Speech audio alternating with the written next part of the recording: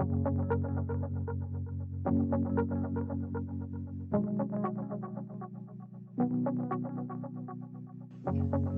you ever beat yourself up about who you are and about the situations that you face? Have you ever said, I want God to forgive me, but I don't think He can?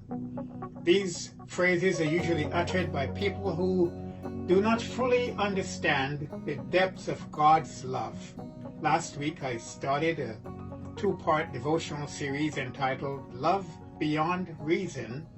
The first part I entitled Love Humanly Speaking, and today I'm looking at part 2, God's Divine Love. In Ephesians 2, 4 and 5, the Apostle Paul writes, But God, being rich in mercy because of His great love with which He loved us, even when we were dead in our trespasses and sins, made us alive together with Christ. How awesome is that? The Apostle John encourages us even further about the depths of God's love. He writes in 1 John 4, 7 and 8, Dear friends, let us love one another, for love comes from God. Everyone who loves has been born of God and knows God. Whoever does not love does not know God, because God is love. As we think about God's divine love today, we are challenged by what John says in verses 9 and 10. This is how God showed His love among us.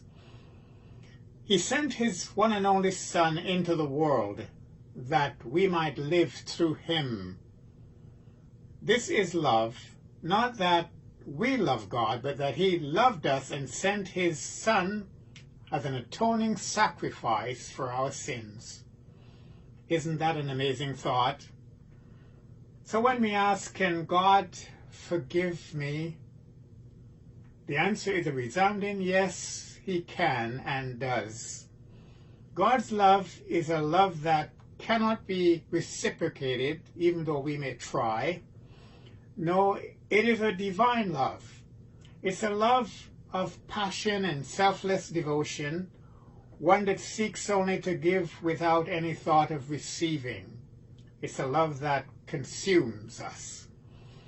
This is the kind of love with which we ought to love our neighbors.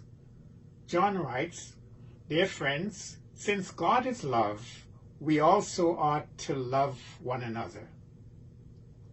The Apostle Paul, writing to the Ephesians, extended a challenge to them, and by extension, to all of us today, to love as Jesus loved. He said, Observe how Christ loved us. His love was not cautious, but extravagant. He didn't love in order to get something from us, but to give everything of Himself to us. Love like that. Why should we love like that? Because it's the best way to live. When we live like Jesus and love like Him, we are lifted outside of ourselves. His brand of love sees beyond the normal range of human vision, over walls of resentment and barriers of betrayal.